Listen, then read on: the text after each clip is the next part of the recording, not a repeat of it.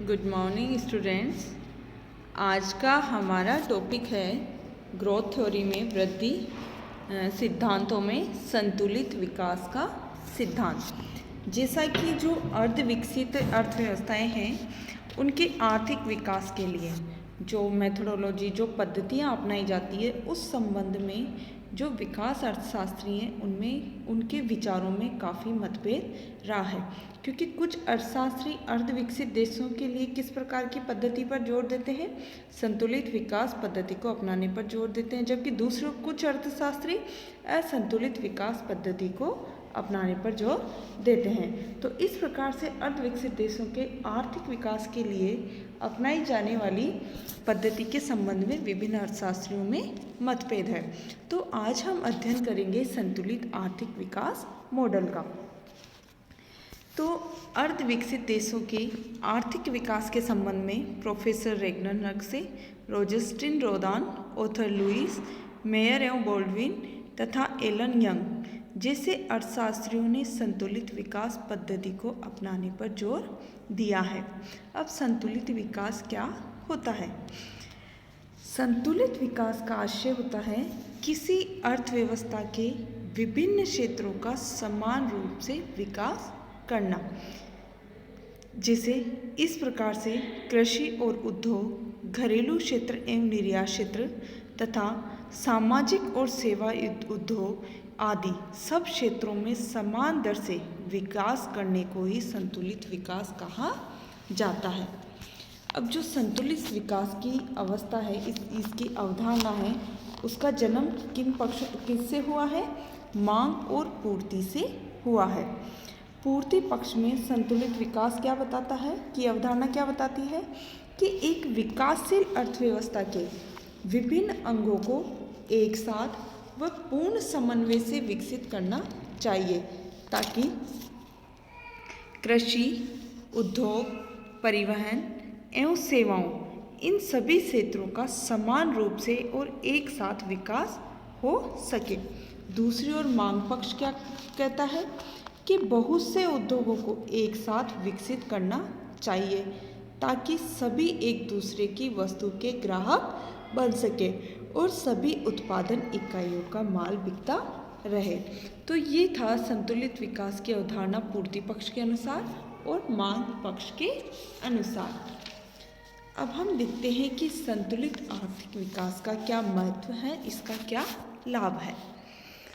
संतुलित आर्थिक विकास मांग पक्ष और पूर्ति पक्ष दोनों ही आर्थिक दुष्चक्रों को तोड़ने में अति उपयोगी है, क्योंकि मांग पक्ष के दुष्चक्र को तोड़ने के लिए विभिन्न प्रकार के उद्योगों में एक साथ समन्वयपूर्ण विनियोजन करने से उद्योगों के विकास के फलस्वरूप लोगों को रोजगार और आय प्राप्त होती है, जिससे वस्तुओं और सेवाओं की मांग बढ़ती है।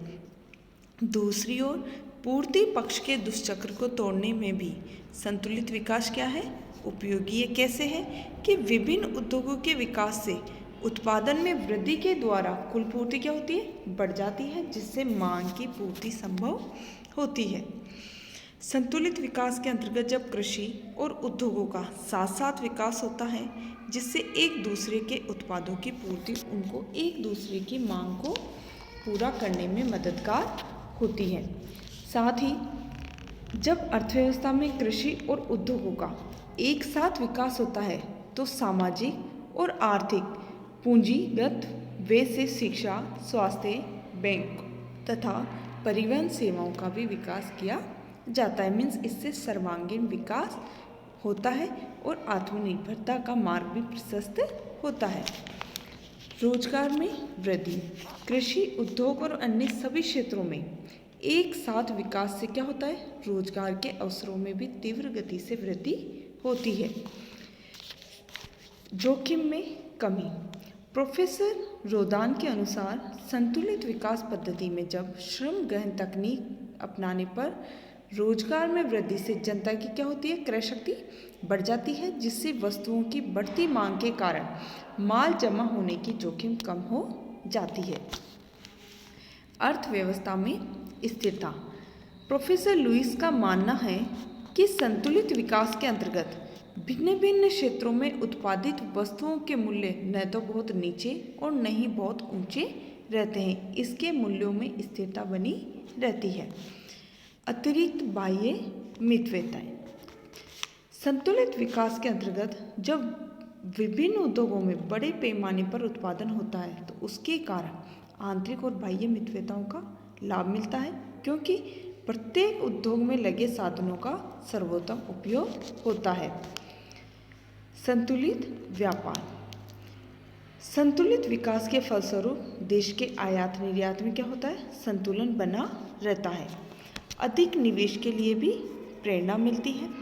संतुलित विकास पद्धति से बाजार से रिलेटेड सभी कठिनाइयां दूर होकर विकास बाधाएं भी इसके साथ साथ मिट जाती हैं और अधिक लाभदायक उद्योगों की स्थापना होने से अधिक विनियोजन के लिए स्वस्थ वातावरण और प्रेरणा मिलती है, जिससे अधिक तीव्र विकास का मार्ग खुलता है। सामाजिक लाभों में वृद्धि। संतुलित विकास पद्धति को अपनाने से निजी लाभ के साथ साथ क्या होता है, सामाजिक लाभ भी बढ़ते हैं।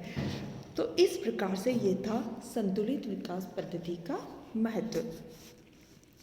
अब इस मॉडल की भी कुछ अर्थशास्त्रियों के द्वारा आलोचनाएं की गई हैं, कमियां बताई गई हैं।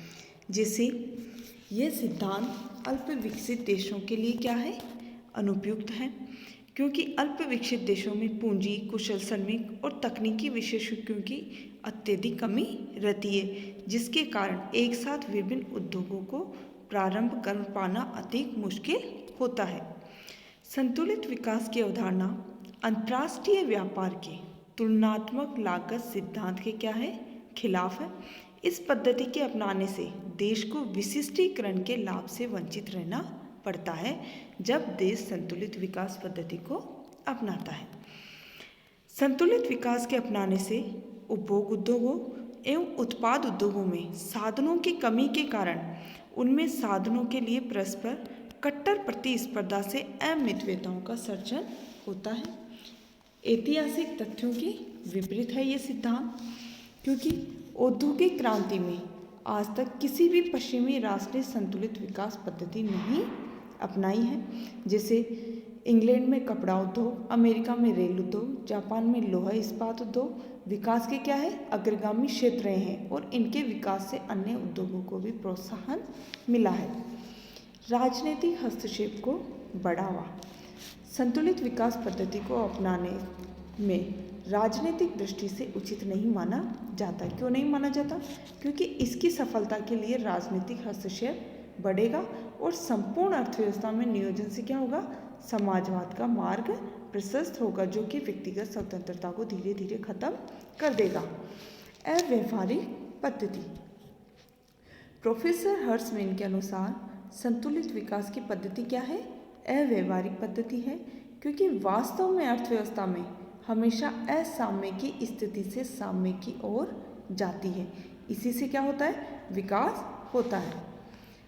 संतुलित विकास पद्धति को हम अंतर्राष्ट्रीय स्तर पर लागू करने में अधिक कठिनाइयाँ होती हैं। विकास की ऊंची लागतें। बोयर तथा यामे ने कहा है कि संतुलित विकास पद्धति को अपनाने से विकास के लिए पिछड़े देशों में साधनों की कमी और उनकी बढ़ती मांग से विकास की मौद्रिक और वास्तविक लागतों में वृद्धि होगी और योजनाओं की सफलता कठिन होगी। विकास की प्रारंभिक अवस्था में अनुपयोग। संतुलित विकास पद्धति विकास की प्रारंभिक अवस्था में अनुपयुक्त और हानिकारक मानी गई है, क्योंकि यह अर्धविकसित अर्थव्यवस्था की क्षमता से परे होती है। तो इस प्रकार से यह था संतुलित आर्थिक विकास का सिद्धांत। Thank you.